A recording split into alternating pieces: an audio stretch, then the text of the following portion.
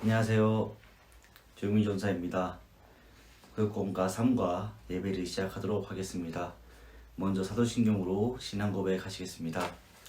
전능하사 천지를 만드신 하나님 아버지를 내가 믿사오며 그 외아들 우리 주 예수 그리스도를 믿사오니 이는 성령으로 잉태하사 동정녀 마리아에게 나시고 본디오 빌라도에게 권한을 받으사 십자가에 못 박혀 죽으시고 장사한 지 4일 만에 죽은 자 가운데서 다시 살아나시며 하늘로 오르사 전능하신 하나님 우편에 앉아 계시다가 저희로서 산 자와 죽은 자를 심판하러 오시리라.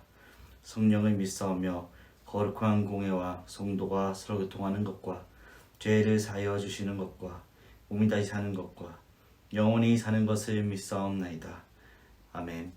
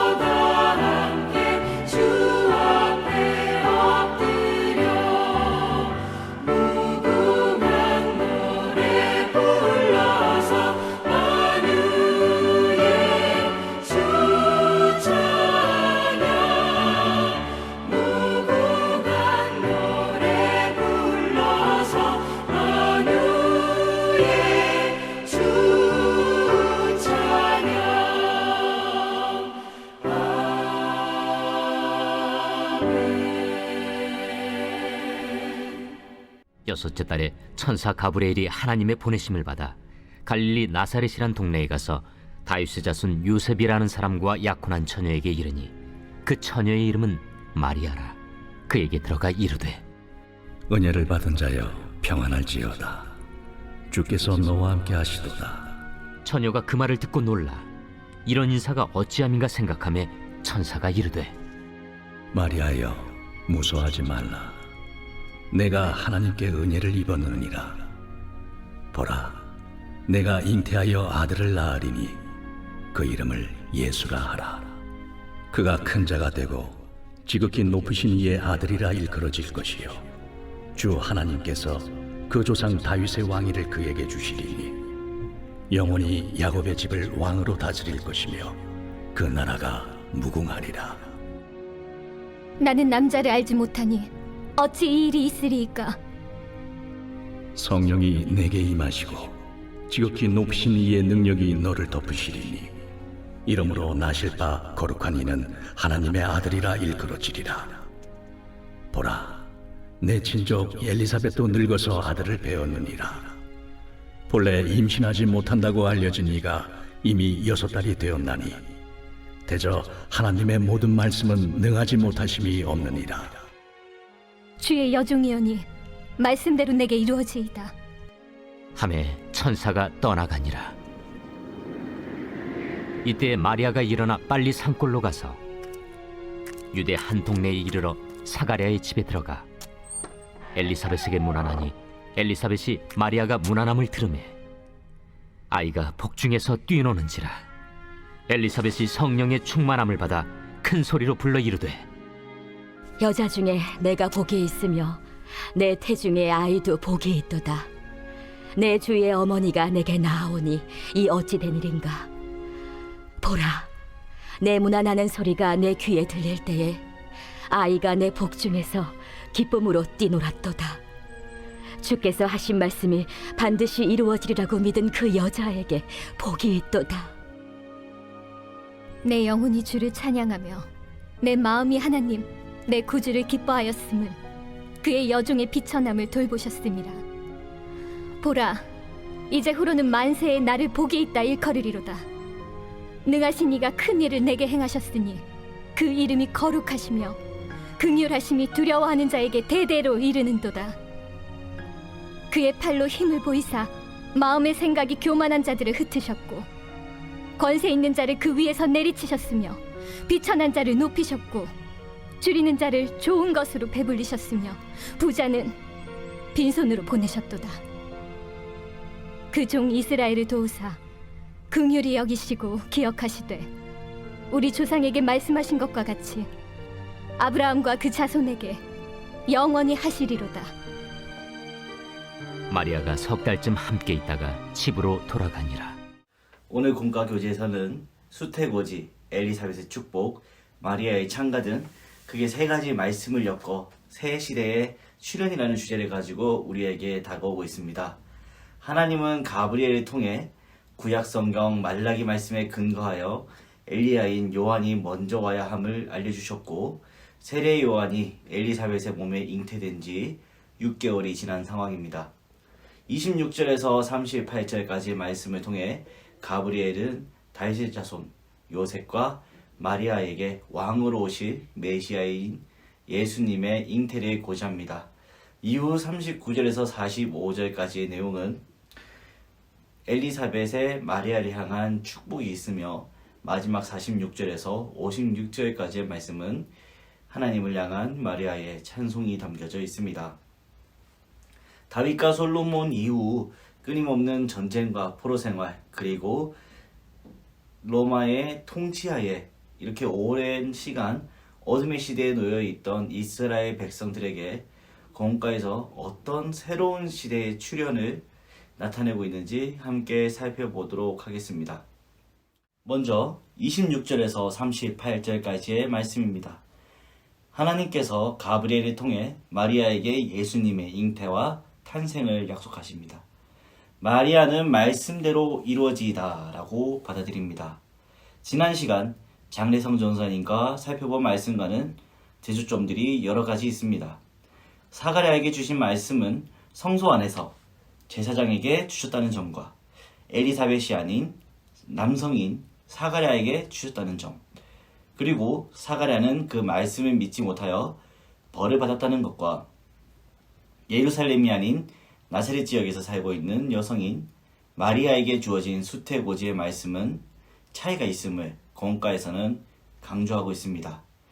이렇게 사가랴와 엘리사벳 사이에서 태어난 예수님보다 먼저 와서 준비하는 역할을 가지고 있던 세례 요한과 새로운 시대를 열고 통치하기 위해 오신 예수님의 잉태고지에는 차이가 있습니다.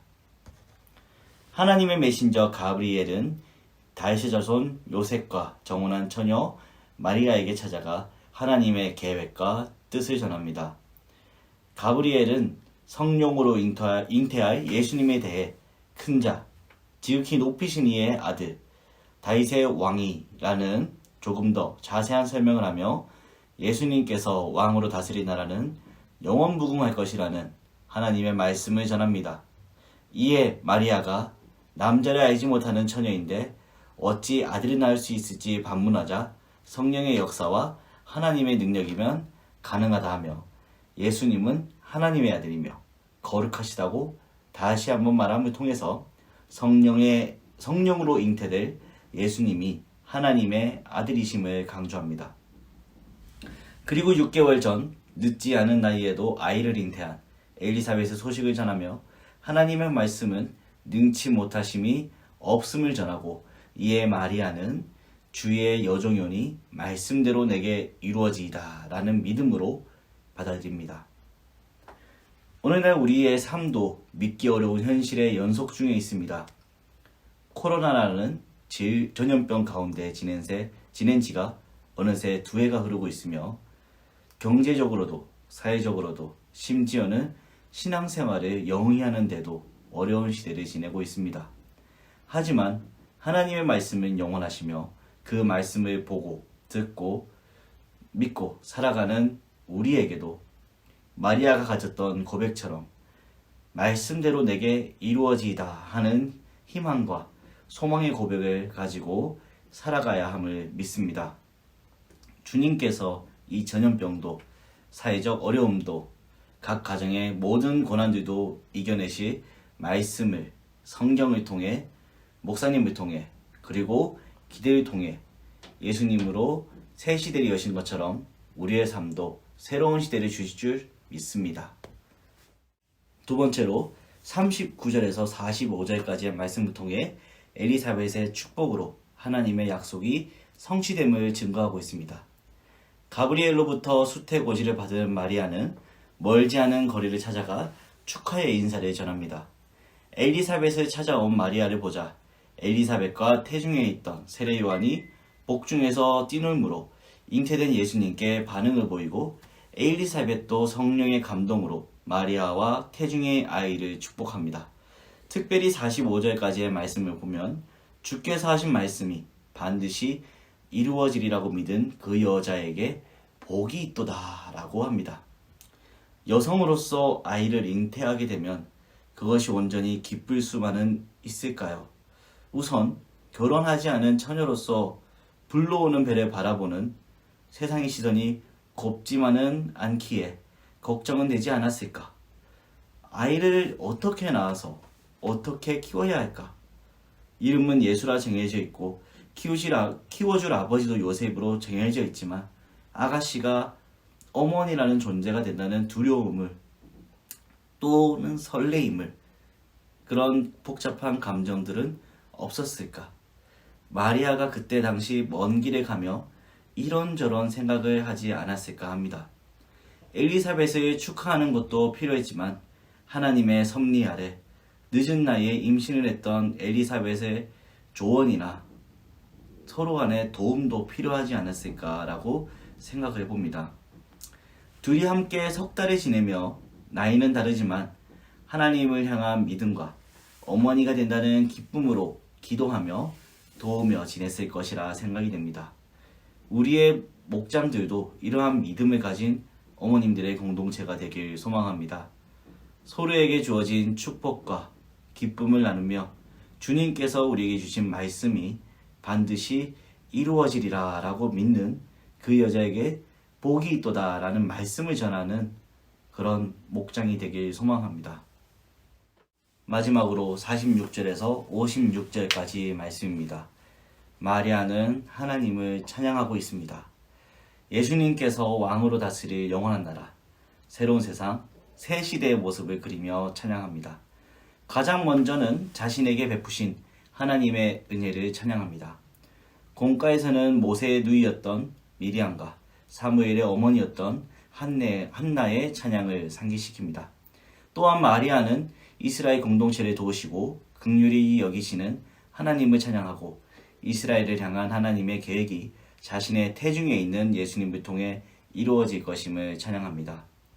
마음의 생각이 교만한 자를 흩으셨고 권세 있는 자를 그 위에서 내리치셨으며 비천한 자를 높이셨고 줄이는 자를 좋은 곳으로 배부리셨으며 부자는 빈손으로 보내셨도다와 같은 찬양을 합니다. 이는 당시나 현재의 사회 모습을 비교해 보기를 공가는 권유합니다. 왕이 인간인 세상은 강한 자, 부자, 권력 있는 자 중심의 사회였습니다. 그러나 예수님께서 왕으로 다스리시는 나라는 그 반대가 됨을 얘기합니다. 하나님의 말씀 아래 모두가 평등하고 하나가 되는 삶, 높은 자, 낮은 자가 존재하지 않는 새로운 시대가 있는 삶입니다. 이러한 마리아의 찬양은 가장 낮은 자로 오신 예수님의 탄생 순간부터 항상 낮은 모습으로 지내셨던 예수님의 공생의 사역 속에 그대로 드러나고 있습니다. 하나님은 당신이 계획하신 대로 말씀하시고 약속하시며 그대로 이루어 가신다고 공가에서는 말하고 있습니다. 역사의 주관자는 우리가 아니라 하나님이십니다. 우리는 마리아처럼 하나님의 뜻에 순종과 믿음으로 동참할 수 있습니다. 순종과 믿음이 있는 삶에 참 기쁨과 가치가 있음을 고백합니다. 예수님께서는 2000년 전 이 땅에 오셨습니다. 하나님 나라는 억압과 착취가 아닌 공의와 정의가 가득하고 비천한 자가 없고 배고픈 자가 없는 모두가 함께 기뻐하는 나라입니다. 하나님의 말씀을 듣고 믿었던 엘리사벳과 마리아처럼 우리 모두의 삶도 순종과 믿음에서 출발하여 새로운 시대의 복을 누리는 삶이 되기를 소망합니다. 한 주간도 주님의 따스한 품 안에서 안전하고 건강하고 복되고 행복하게 지내시기를 기도하고 소망합니다. 기도하겠습니다. 우리를 이토록 사랑하셔서 예수님을 보내시고 우리를 죄에서 구원하신 하나님 아버지, 오늘도 누가복음의 말씀을 통하여 하나님께서 이루셨던 사실적 순간들을 묵상하였습니다. 먼저 이렇게 모든 성도님들이 함께 영상으로 구역 예배를 드릴 수 있도록 허락하심에 감사드립니다. 우리의 삶 속에서 말씀을 향한 갈급함이 끊어지지 않도록 인도하여 주시옵소서. 특별히 누가복음의 말씀을 2022년 한 해 동안 묵상합니다. 4명의 교육자를 통해서 하나님의 말씀이 전해질 모든 순간마다 함께 하셔서 주님께서 우리에게 하시고자 하는 깊은 뜻과 말씀이 제대로 심겨질 수 있도록 인도하여 주시옵소서. 오늘은 수태고지와 엘리사벳의 축복 그리고 마리아의 찬송과 말씀을 살펴보았습니다. 말씀 중에 나타난 두 여인의 믿음을 오늘날 우리에게도 허락하여 주시옵소서. 주의 여종이오니 말씀대로 내게 이루어지며 그 말씀이 반드시 이루어지리라 라고 하는 그 믿음을 통하여 큰 복을 누리며 새로운 시대를 소망하는 우리 성도들이 되도록 하여 주시옵소서. 우리의 삶 속에 있는 어려움들을 살펴주시고 모든 어려움들을 말씀으로 그리고 믿음으로 이겨나가는 우리가 되도록 인도하여 주시옵소서. 주님의 말씀 안에 거하며 오직 주님만 찬양하고 바라보는 한 주가 되게 하여 주시옵소서.